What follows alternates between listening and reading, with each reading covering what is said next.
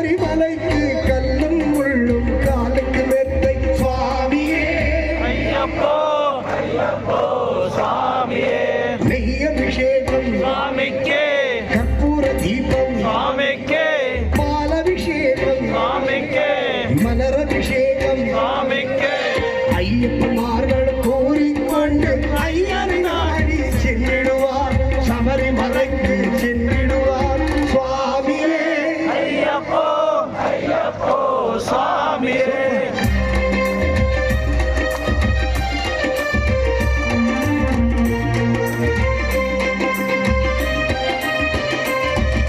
கார்த்திகை மாதம் மாலையணிந்து நேர்த்தியாகவே விரதமிருந்து